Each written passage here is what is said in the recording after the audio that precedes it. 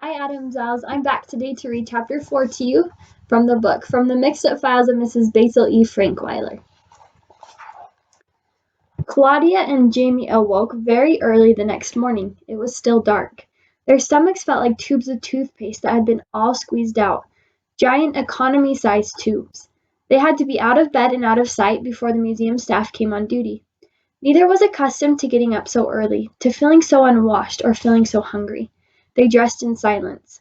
Each felt that peculiar chill that comes from getting up in the early morning, the chill that must come from one's own bloodstream, for it comes in summer as well as winter, from some inside part of you that knows it is early in the morning. Claudia always dreaded that brief moment when her pajamas were shed and her underwear was not yet on.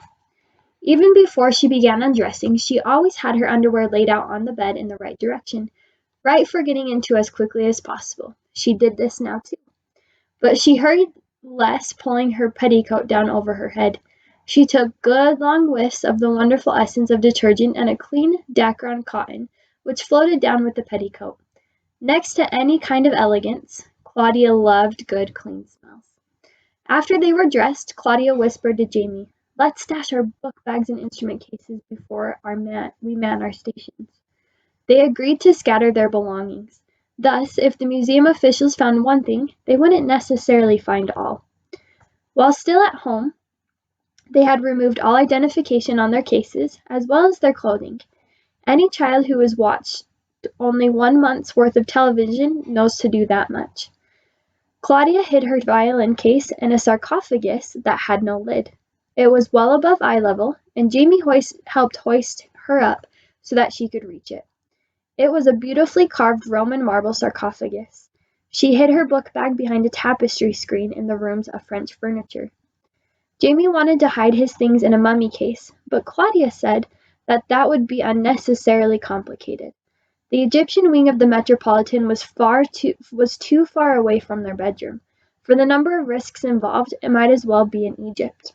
So the trumpet case was hidden inside a huge urn, and Jamie's book bag was neatly tucked behind a drape that was behind a statue from the Middle Ages.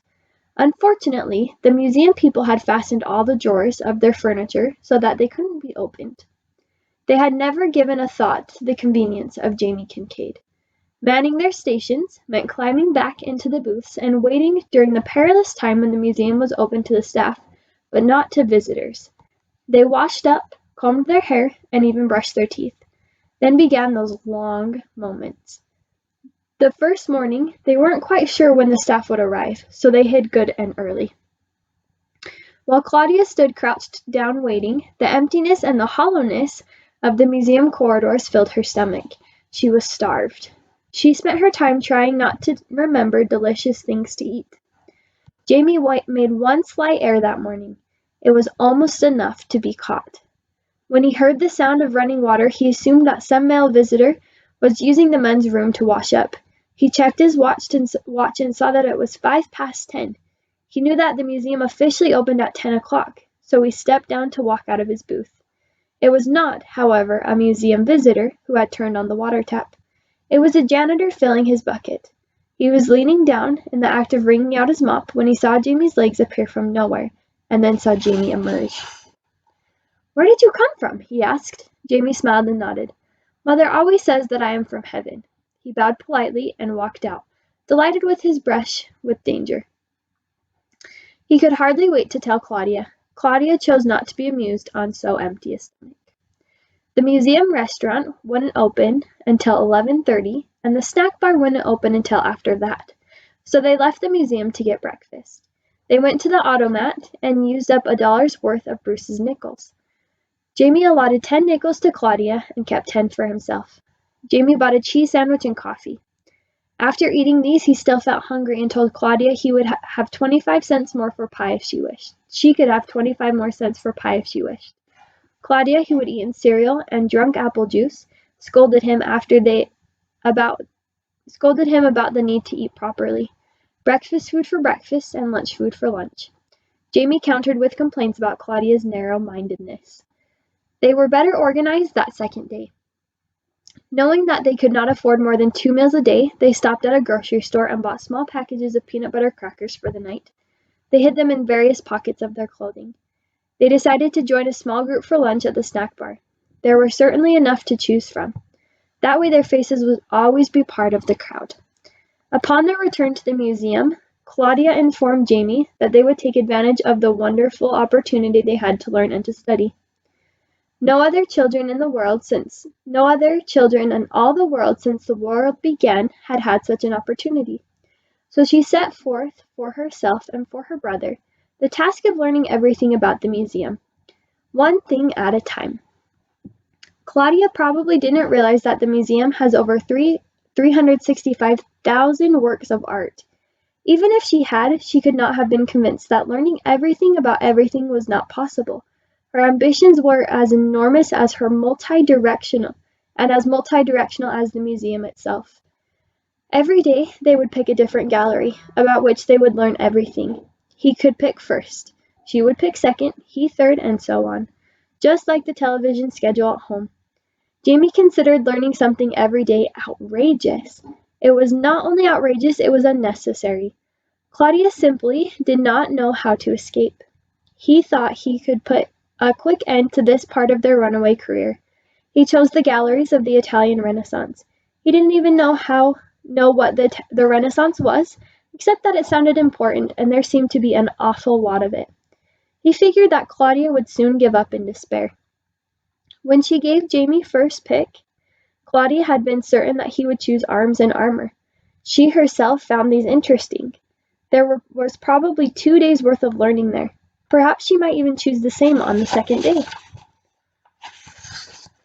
Claudia was surprised at Jamie's choice, but she thought she knew why he chose the Italian Renaissance. She thought she knew because along the tennis, ballet, and diving lessons at the Y, they had taken art appreciation lessons last year. Her art teacher had said that the Renaissance was a period of glorification of the human form. As best as she could figure out, that meant bare bodies. Many painters of the Italian Renaissance had painted huge, billowy, blossomy naked ladies. She was amazed at Jamie. She thought she was too young for that. He was. She never even considered the possibility that he wanted her to be bored. She had given him first choice, and she was stuck with it. So she marched with him toward the long, wide stairway straight in from the main entrance, which leads directly to the Hall of the Italian Renaissance. If you think of doing something in New York City, you can be certain that at least 2,000 other people have the same thought. And of the 2,000 who do, about 1,000 will be standing in a line waiting to do it. That day was no exception. There were at least 1,000 people waiting in line to see things in the Hall of the Italian Renaissance. Claudia and Jamie did not think that there was anything unusual about the size of the crowd. This was New York. Crowded was part of the definition of New York.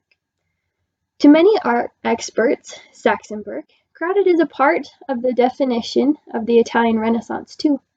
It was a time much like this. Artistic activity was everywhere. Keeping track of the artists of the 15th and 16th centuries in Italy is as difficult as keeping track of the tax laws in the 1950s and 60s in the United States, and almost as complicated. As they reached the top of the stairs, a guard said, "Line form straight to the right, single file, please." They did as they were told, partly because they didn't want to offend any guard or even attract his attention, and partly because the crowd made them. Ladies' arms draped with pocketbooks and men's arms draped with coats formed a barrier as difficult to get through as barbed wire. Claudia and Jamie stood in the manner of all children who were standing in line. They stood leaning back with their necks stretched and their heads tilted away, way back, making a vain effort to see over the shoulders of the tall adult who always appears in front of them. Jamie could see nothing but the coat of the man in front of him. Claudia could see nothing but a piece of Jamie's head plus the coat of the man in front of Jamie. They realized that they were approaching something out of the ordinary when they saw a newspaper cameraman walking along the edge of the crowd. The newsman carried a large black flash camera, which had "Times" stenciled in white on its case. Jamie tried to slow down to the pace of the photographer. He didn't know what he was having his pictures taken for, but he liked getting his picture taken, especially for a newspaper. Once when his class had visited the fire department, His picture had been in the paper at home. He had bought 7 copies of the paper and used the page for book covers. When the book covers began to tear, he covered the covers with saran wrap. They were still in his bookcase at home. Claudia sensed danger. At least she remembered that they had run away from home, and she didn't want any New York paper advertising her whereabouts, or Jamie's either, especially if her parents happened to be looking for her. Somewhere in Greenwich was bound to read the New York Times and tell her folks. It would be more than a clue. It would be like booking anyone looking for them on a chartered bus ride straight to the hideaway. Wouldn't her brother ever learn inconspicuousness? She shoved him. He almost fell into the man in the coat. Jamie turned to Claudia and gave her an awful look. Claudia paid no attention, for now they reached what everyone was standing in line to see. A statue of an angel. Her arms were folded and she was looking holy. As Claudia passed by, she thought that the angel was the most beautiful, most graceful little statue she had ever seen. She wanted to stop and stare. She almost did, but the crowd wouldn't let her. As Jamie passed by, he thought that he would get even with Claudia for shoving him. They followed the line to the end of the Renaissance Hall. When the velvet ropes that had guided the crowd by creating a narrow street within the room ended, they found themselves going down a staircase to the main floor. Claudia was lost in remembrance of the beautiful angel she had seen. Why did she seem so important, and why was she so special? Of course she was beautiful, graceful, polished, but so were many other things at the museum. Her sarcophagus, for example, the one in which her violin case was hidden, and why was there all that commotion about her? That man had come to take pictures. There would be something about it in tomorrow's paper. They could find out from the newspapers. She spoke to Jamie. We'll have to buy a New York Times tomorrow to see that picture. Jamie was still mad about that shove. Why would he want to buy the paper? He wouldn't be in the picture. He chose to fight Claudia with the one weapon he had, the power of the purse. He answered, We can't afford a New York Times. It costs a dime. We've got to get one, Jamie. Don't you want to know what's so important about that statue? Why everyone is standing in line to see it? Jamie felt that letting Claudia know that he couldn't get away with shoving him in public was more important than his curiosity. Well, perhaps tomorrow you can push someone down and grab his paper while he's trying to get up. I'm afraid, though, that our budget won't allow this expense. They walked for a short while Claudia said, I'll find some way. She was determined about that. She was also determined about learning. They wouldn't skip a lesson so easily. Since we can't learn everything about the Italian Renaissance today, let's learn everything about the Egyptian rooms. That will be our lesson instead. Jamie liked the mummies, even if he didn't like lessons, so they walked together to the Egyptian wing. There they encountered a class that was also touring the halls. Each child in the class wore a round circle of blue construction paper on which was written in magic marker, Grade 6 WPS. The class was seated on little rubber mats around a glass case within which was a mummy case, within which was the mummy they were talking about. The teacher sat on a folding stool. Both Claudia and Jamie wandered over toward the class and soon became part of it, almost. They listened to the guide, a very pretty young woman who worked for the museum, and they learned a lot. They didn't even mind. They were surprised that they could actually learn something when they weren't in class. The guide told them how mummies were prepared and how Egypt's dry climate helped to preserve them. She told them about digging for tombs, and she told them about the beautiful princess Sit-Hor-Unit, whose jewelry they would see in another room. Before they left this room, however, she wanted to know if there were any questions. Since I'm sure this group was typical of all the school groups that I've observed at the museum, I can tell you what they were doing. At least 12 members of Grade 6 WPS were busy poking at each other. 12 were wondering when they would eat. 4 were worried about how long it would be before they could get a drink of water. Only Jamie had a question. How much did it cost to become a mummy? The pretty guide thought he was part of the class. The teacher thought that he was planted in the audience to pep up the discussion. The class knew that he was an imposter.